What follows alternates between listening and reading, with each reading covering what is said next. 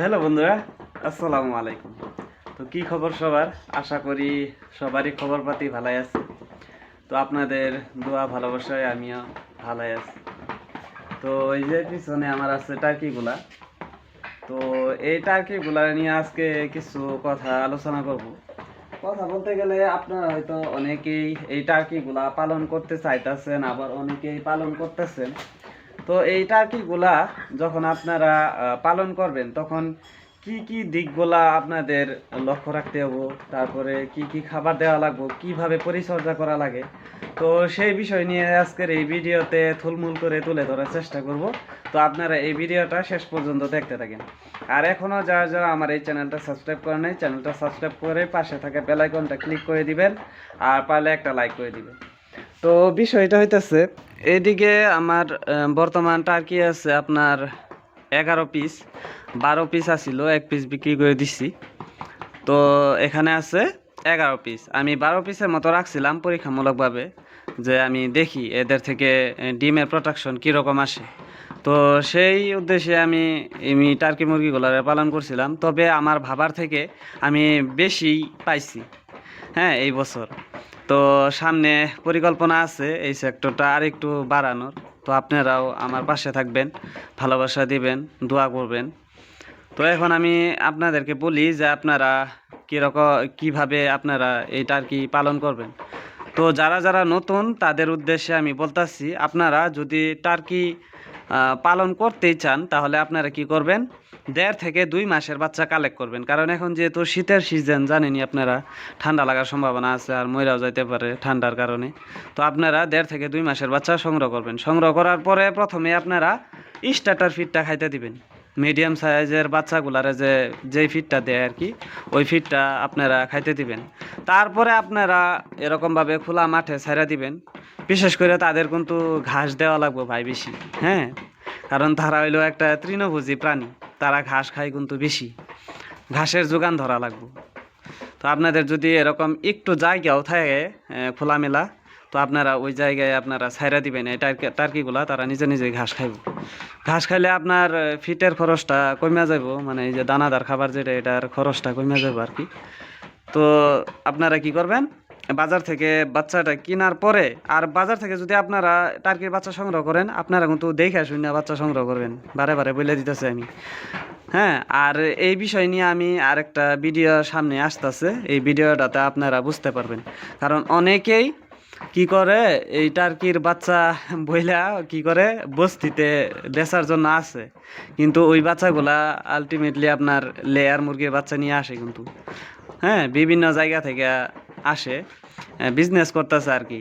অনেকেই এই টার্কি মুরগিগুলা যেহেতু চিনে না, বিশেষ করে আমাদের ইন্ডিয়ায় কিন্তু, হ্যাঁ, অনেক জায়গা থেকে মানুষ ব্যবসা করার জন্য আসে, আইসা এরা এই টার্কির নামে ওরা লেয়ার মুরগির বাচ্চা বিক্রি করে।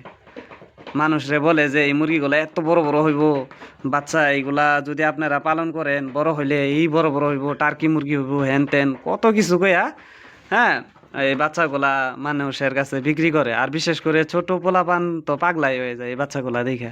তো এই বিষয় নিয়ে আমি সামনে কালকে যেটা ভিডিও আসতেছে, ওই ভিডিওতে আমি বলার চেষ্টা করব। তো এখন যেটা বলতেছিলাম আমি, আপনারা বাচ্চা সংগ্রহ করলে একটু বড় সাইজের বাচ্চা সংগ্রহ করবেন, 1.5 থেকে 2 মাসের বাচ্চা। তারপরে আপনারা 1 মাসের মতো ফিট খাওয়াবেন। তারপরে আপনারা এরকমভাবে খোলা মাঠে ছেড়ে দিবেন, তখন আপনি ভাত চা যা দিবেন তাই খাইব। তো এই টার্কি মুরগিগুলা কিন্তু সব খায় আপনার, হ্যাঁ, কোনো খাদ্য নাই যে তারা খানা, সব খায়। তো আপনারা তারপরে কি করবেন, বাচ্চাটারে এরকমভাবে খোলা মাঠে ছেড়ে দিবেন, তারা নিজে নিজেই এইটা পোকামাকড় ঘাস টাস আবি জাবি ধরে ধরে খাইব। তো আর বেমার আজারের দিক থেকে যদি আমি বলি আপনাদেরকে, এখন যেহেতু ঠান্ডা সিজন, ঠান্ডা লাগার সম্ভাবনা আছে, ওই দিকে আপনারা একটু লক্ষ্য রাখবেন। তারপরে আপনার আরেকটা কমন বেমার হইলো এই টার্কি মুরগিগুলার বসন্ত মাসে ওই বেমারটা বেশি আসে, হ্যাঁ, যখন নাকি আপনার এই গাছের পাতাগুলা মানে ঝইরা নতুন পাতা আসে, তখন কিন্তু একটা আবহাওয়া আসে, মানে একটু গরম একটু ঠান্ডা এরকম ভাব আছে, ঋতু পরিবর্তন হয় আর কি। ওই টাইমে কিন্তু যে কোনো পোষা প্রাণীর, আপনার ছোট মুরগির বাচ্চা হোক, বড় মুরগির বাচ্চা হোক, তারপর আপনার এই টার্কির বাচ্চা হোক, একটা কমন বেমার হইলো বসন্ত গুটি বেমার হয়, হ্যাঁ, সব হাঁসেরও হয়, দেশি মুরগিরও হয়, টার্কিরও হয়, ওইটা কিন্তু হয়, কিন্তু এখন হইব না। এই যে যেরকম আর কি ঋতু পরিবর্তন হবো, বসন্ত মাস, ওই টাইমে ওই বেমারটা আসে। তারপরে আর একটা কমন বেমার হইতাছে, এই টার্কি মুরগির বাচ্চাগুলার কি হয়, মুখ চোখ ফুইলা জায়গা পানি আইসা পড়ে। এই যে মুখগুলা যে দেখেন না, এই যে চোখের কিনার দিয়া এই মুখগুলা ফুইলা যায়, পানি আইসা পড়ে। অনেকেরই এই সমস্যাটা হইতাছে বর্তমান। এই বেমারটা আগে আসিল না, কিন্তু এখন নতুন করে এই বেমারটা আইছে। হ্যাঁ, আমার খামারেও যখন এই বাচ্চাগুলো ছোটো আছিল তখন কিন্তু এই বেমারটাও হয়েছিল। তো আমি এই বেমার নিয়েও আরেকটা ভিডিও আমি আপনাদের সামনে তুলে ধরার চেষ্টা করব, যে কিভাবে আপনারা এই বেমারগুলা প্রতিকার করবেন, প্রতিরোধ করবেন।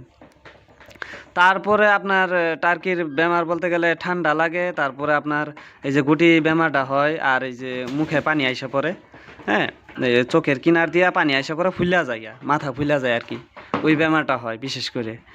আর বাকি তেমন কোনো বেমার আমি দেখি নাই এখন পর্যন্ত টার্কির ক্ষেত্রে। আর ছোট সময় তো ভ্যাকসিন দুইটা দেওয়াই লাগে, রানীক্ষেত আর গাম্বুরু। কারণ এই দুইটা ভ্যাকসিন যদি আপনি না দেন তাহলে কিন্তু আপনার খামার ধ্বংস হয়ে যাবে। যে কোনো দেশি মুরগি হোক, টার্কি হোক, সোনালি হোক, হাঁস হোক। হাঁসের তো আপনার ডাক প্লেট, ডাক কলেরা, এই দুইটা ভ্যাকসিন দেওয়া লাগে। আর এই টার্কি মুরগির ক্ষেত্রেও কিন্তু রানীক্ষেত, গাম্বুরু, এইগুলা ভ্যাকসিন আর কি 2-3টা দেওয়া লাগে। ছোট সময়, ছোট বাচ্চা যখন আপনারা সংগ্রহ করবেন তখন কিন্তু দেওয়া লাগে ভ্যাকসিনগুলা। আর বড় সময় তো এই কয়টা বেমারই হয় টার্কির বিশেষ করে। তো এইগুলাও আপনারা প্রতিকার করতে পারবেন। হ্যাঁ, ওষুধ মেডিসিন খাওয়াইলেও অনেক ক্ষেত্রে কি হয়, বেমার আজার ভালো হইতে চায় না। তো আমি একটা ভিডিও আপনাদের সামনে দিব এই বেমার আজার নিয়ে আর কি।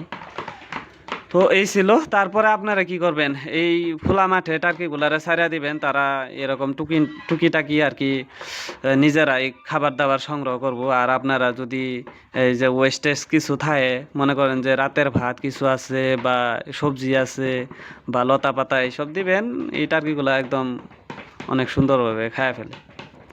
তো এই ছিল টার্কি মুরগি নিয়ে একদম ছোটো মোটো থুলমুল করে একটা আলাপ আলোচনা। তো যাই হোক, তো আপনাদের যদি আরও কিছু জানার থাকে তাহলে আপনারা আমার স্ক্রিনে নাম্বার দেওয়াই আছে, এই নাম্বারে ফোন করে আপনারা জানিয়ে নিতে পারবেন। আর কমেন্ট সেকশন তো খালি আছে, কমেন্টের মাধ্যমে আপনারা বলে দিতে পারবেন। তো যাই হোক, আর আপনারা যদি কেউ এই টার্কির বাচ্চা কিংবা টার্কির 20 ডিম নিতে চান তাহলে নিতে পারবেন। আর আমার বাসাটা হইতেছে ইন্ডিয়ার আসামের দরং ডিস্ট্রিক্টে, ঠিক আছে? আবার বলে দিতেছি, ইন্ডিয়ার আসামের দরং ডিস্ট্রিক্টে। অনেকেই ভাবে যে আমি বাংলাদেশ থেকে ভিডিও বানাই নাকি, তাই আর কি আমি ঠিকানাটা প্রত্যেকটা ভিডিওতে আমি বলে দেওয়ার চেষ্টা করতেছি। তবে যাই হোক, আপনারা সবাই ভালো থাকেন, সুস্থ থাকেন। দেখা হচ্ছে আবারও পরবর্তী ভিডিওতে। আল্লাহ হাফেজ, টাটা।